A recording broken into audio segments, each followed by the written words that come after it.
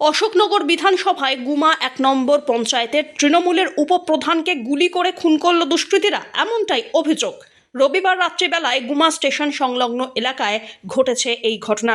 জানা গিয়েছে মৃতের নাম বিজন দাস। রাত্রিবেলায় বাড়ির সামনে ছিলেন তিনি, তখনই ঘটে এই দুর্ঘটনা। তাকে উদ্ধার করে রাত্রিবেলায় নিয়ে আসা হয় বারাসাত সরকারি মেডিকেল কলেজ ও হাসপাতালে। সেখানেই চিকিৎসক তৃণমূলের উপপ্রধানকে মৃত বলে ঘোষণা করেন। শাসক দলের এই নেতার মাথায় গুলি লেগেছে বলে হাসপাতাল সূত্রে খবর। পাশাপাশি গোটা ঘটনা তদন্ত শুরু করেছে অশোকনগর থানার পুলিশ। স্যার আমি ছিলাম ঘরে, আমরা আজকে যে অনুষ্ঠান ছিল আমি সেই জায়গার থেকে বাড়ি আইছি আমার কারখানা। আজকে এমনি সবাই আস্তে আস্তে টুকটাক করে অল্প কাজ করেছে, করে চলে গেছে। চলে যাওয়ার পরে আমি উপরে ঘুমাই পড়েছি। হ্যাঁ, এবার আমি এসে দেখছি, আমি উপরে চিল্লাচিল্লি শুনি দেখছি যে বলছে যে দাদা কি আওয়াজ হচ্ছে। আমি কিরম কিসের আওয়াজ, কটা আওয়াজ পেলেন?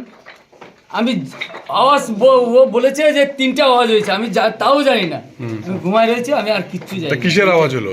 কিসের আওয়াজ হয়েছে তাও আমি বলতে পারবো না। আমি এই ঘরে কে ছিল? এই ঘরে কে ছিল? কেউ ছিল না এই ঘরে। বিজন দা কাকে গুলি করা হলো? আরে বিজন দাস এই ঘরে ছিল। এবার আমি তো উপরে রয়েছি, আমি তো জানি না। এবার আমার ছেলে, আমার ভাইয়ের বাড়ি আজকে অনুষ্ঠান, ভাইয়ের বাড়ি আছে অনুষ্ঠান। এবার অনুষ্ঠানে ওই জায়গায় গেছে, এর মধ্যে আমি শুনছি যে আমার গৌতম দাস এই জায়গায় ঢুকেছে, ঢুকে বলছে যে এরকম 3টা আওয়াজ হয়েছে। আমার মামার ছেলে বলছে। তাকে গুলি করা হয়েছে সেটা আমি সঠিক জানি না স্যার। দেখেননি আপনি? আমি দেখি। রক্ত কিসের? রক্ত ওই যখন আমি বলছি, আমি যখন এবার নিচে নেমেছি, নামার পরে বলছি যে এই রক্ত তো ভাষা, তখন সবাই জোর কোলে করে আমি আমার ছেলেরে বললাম যে বাবা আগে কোলে নে।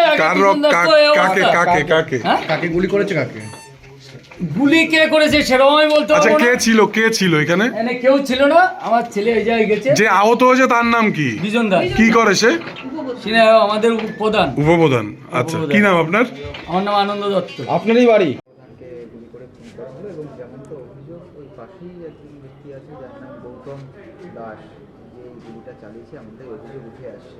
কি বলবেন, মানে এরকম একটা ঘটনা, মর্মান্তিক ঘটনা, আমাদের দলের জন্য এটা অপূরণীয় ক্ষতি। কেননা বিজন দাস ছাত্র রাজনীতি থেকে শুরু করে, যুব রাজনীতি থেকে শুরু করে বর্তমানে উপপ্রধান ছিল।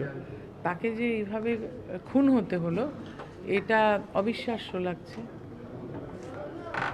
যেমনটা জানা যাচ্ছে যে এই গৌতম দাসের সঙ্গে দীর্ঘদিন ধরে অসামাজিক কাজকর্ম করত গৌতম দাস, যার বিভিন্ন সময় প্রতিবাদ করেছে বিজন দাস, ফলে সেই কারণেই কি গুলি করা? সেটা তো তদন্ত সাপেক্ষ, পুলিশ দেখছে, প্রশাসন ইতিমধ্যেই অ্যারেস্ট করেছে কয়েকজনকে শুনলাম, সুতরাং সেটা তো তারা দেখছে। আপনার কাছে কি খবর, কোনো রাজনৈতিক কারণ কি এর পেছনে আছে? না, এই রাত্রিরে কোনো খবরই নেই। আমার কাছে এটাই খবর আসলো যে ওর গুলি লেগেছে, আমি সেজন্য দেখতে এসেছিলাম। কে বা কারা মারলো? না, সেটা এখনো এনারা তো কিছু বলবেন না। তদন্তের জন্য তদন্ত চলছে, তদন্ত করে বলবে। আপনি কি জায়গা কিনতে চান? তাহলে আর চিন্তা নেই। 34 নম্বর জাতীয় সড়কের ধারে রায়গঞ্জের নট্টপাড়ায় ঠিক বিপরীতে নিউ উকিলপাড়ায় আজই সুলভ মূল্যে জায়গা কিনুন, গড়ে তুলুন নিজের স্বপ্নের ঘর। তাই আর অপেক্ষা না করে আজই চলে আসুন আমাদের এখানে, দেখে যান জায়গা। মন পছন্দের স্বপ্নের প্রাসাদ গড়ে তুলুন আপনার কেনা এই জায়গায়। তাই আজই যোগাযোগ করুন আমাদের সাথে। আমাদের ফোন নম্বর 8617827851, 6295828881, 8617033767। তাই আর দেরি নয়, আজই আসুন নিজের পছন্দের জায়গা কিনতে।